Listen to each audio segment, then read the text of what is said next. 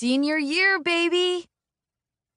Once the car door slammed shut behind me, I tilted back my head and let my eyes slide closed, drawing in a deep breath. The sun tickled my cheeks, and a smile played on my lips. The school smelled of freshly cut grass, and the air was filled with the bubbly chatter of teenagers running around the parking lot, meeting up with their classmates again after summer. Everybody always complained about how much they hated the first day of school. I was sure that everyone secretly loved it, though. There was just something about the new school year that meant new beginnings, which was kind of ridiculous because it was high school, but that didn't stop it from feeling true. I turned to Lee, my eyes open again now, and he shot me a grin.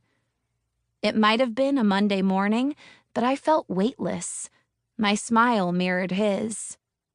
"Senior year, here we come," I replied softly.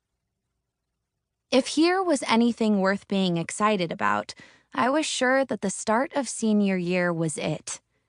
I'd heard people say that your college years were supposed to be the best years of your life, but college sounded like it was going to be so much more hard work than high school, even if it did mean more freedom.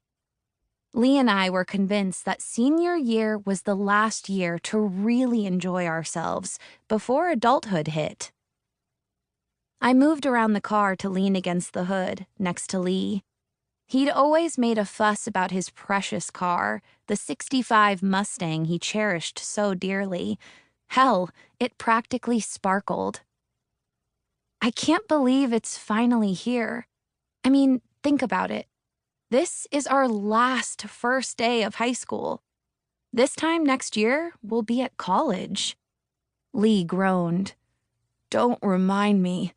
I already had that speech off my mom this morning, complete with tearful eyes. I don't even want to think about college."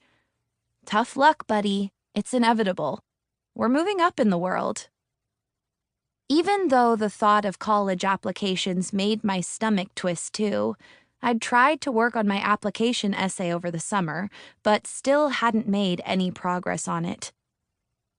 I didn't even want to think about the possibility that Lee and I would end up at different colleges, that he'd get accepted somewhere I didn't, that we might end up apart next year.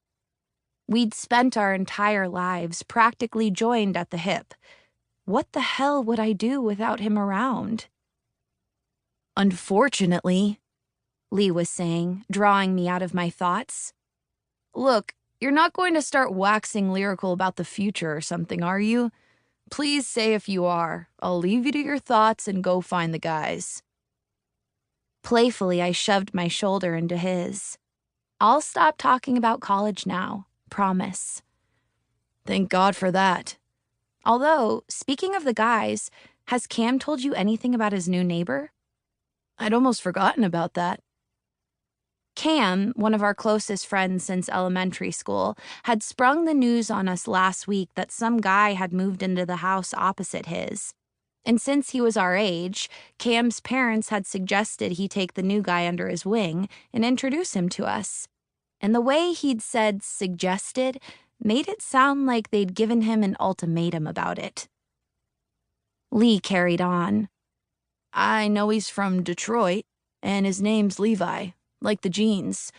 I don't know much else about him, though. I don't think Cam knows anything else about him either, really." Then he stood up off the Mustang.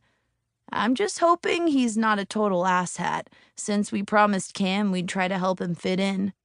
Help Levi fit in, I mean."